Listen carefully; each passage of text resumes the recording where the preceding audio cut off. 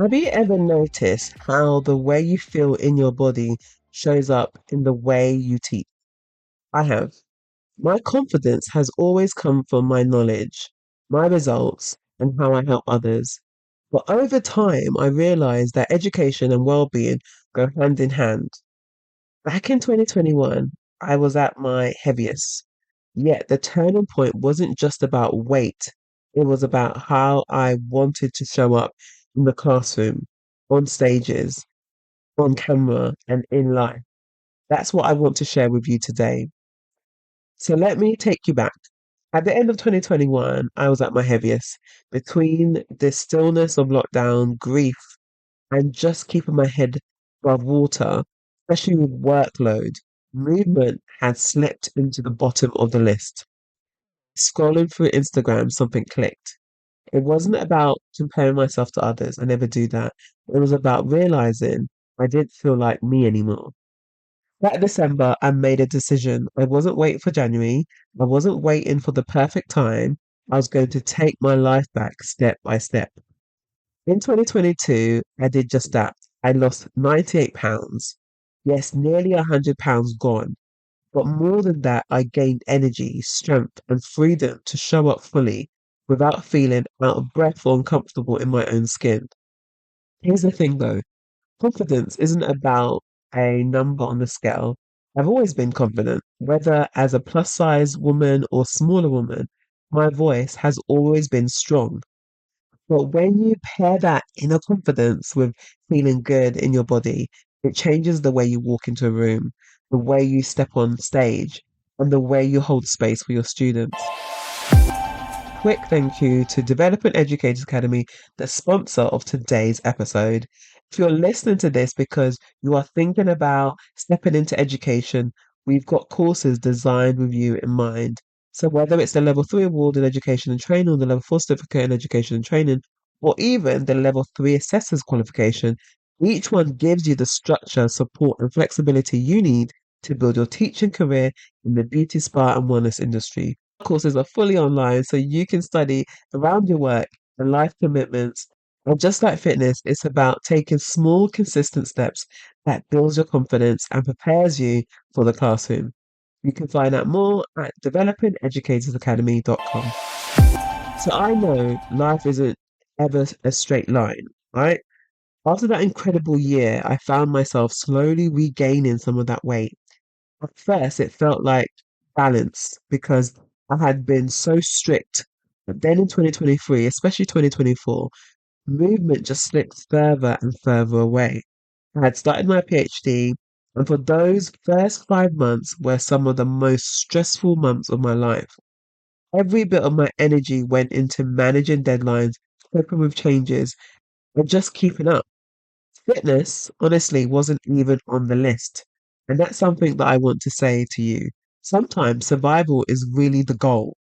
You do what you can to get through the day, and that's enough for that season.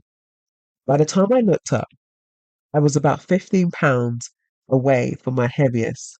But here is what I knew deep down. I had already done it before. I had lost nearly 100 pounds once, and I could do it again. I just needed the right moment, the right space, and the right stability. That moment came in the summer of 2025, this year. For the first time in a long time, everything around me felt manageable. My PhD was flowing, my projects were structured, and I had a month where I could focus on myself. I decided this was it. This was the time to rebuild. And I didn't go all in with the extreme plan. I started with baby steps. Walking to the gym, using the machines, picking up the weights, going back the next day, then the next week. Slowly it became a rhythm. And now as I sit here recording this, I'm 8 weeks, 14 pounds down and stronger every single day. And this is where it ties back to education. Teaching is a performance. Whether you are standing in front of the class, delivering a micro teach, or presenting at a conference, your presence matters. My confidence has always been strong, rooted in my knowledge, my experience, and my results I help my students achieve. But when I feel good in my body, It changes how I show up in those spaces. I walk into the room differently. I stand taller or engage more freely. Let's be honest, the reality of presenting and teaching today means that there will be photos, videos, on social media posts, and those moments that capture you in action. For me, I want to look at those pictures and feel proud, not hesitant. I want to share them with their excitement, not with a sigh because I didn't like how I looked that day. By the way, this isn't about chasing a number or fitting into a mode. It's about being comfortable and confident so that when you are in front of your learners, you are fully present because our students pick up on more than just what we teach.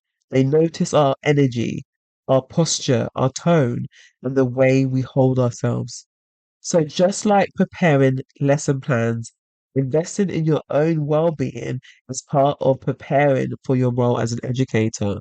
Both require consistency, both require small, steady steps, both pay off in the long run. So, if you're listening to this and thinking, yes, I need to actually start looking after myself, so let me share a few simple things that might help you. Tip one, start small. The hardest part is always the first step. For me, it was just walking to the gym, doing something light, and just leaving. That was enough. You don't need to go all out on day one. Focus on building the habits of showing up. Tip two, think long term. Just like with education, results don't happen overnight. When you enroll in a qualification, you know it takes weeks and months to steadily work. Fitness is the same. Be patient with yourself and celebrate the small wins along the way. Tip three, picture your future self. Visualize the moment you are teaching your first class, delivering your micro teach, or standing at a conference. How do you want to feel in that moment? Use that image to keep yourself going when motivation dips. These three steps are simple, but they are powerful when you repeat them. Small steps lead to big changes, and that is true for both your education and your well being. So here's what I want you to take away from this episode. Confidence doesn't just come from one place. It isn't only about qualifications or only about how you look. It's about bringing both your knowledge and your well-being together so you can show up fully for yourself and your students. Your education, your health are not separate. They work hand in hand. Just like I found my rhythm again with fitness. You can find your rhythm in whichever area you've been putting off. Start small, keep going, and remember that every step counts.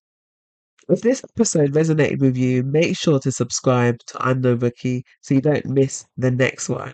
And if you know someone in our industry or outside of our industry who needs a little encouragement, share this with them too. Remember that not no rookie, it's time to take those baby steps.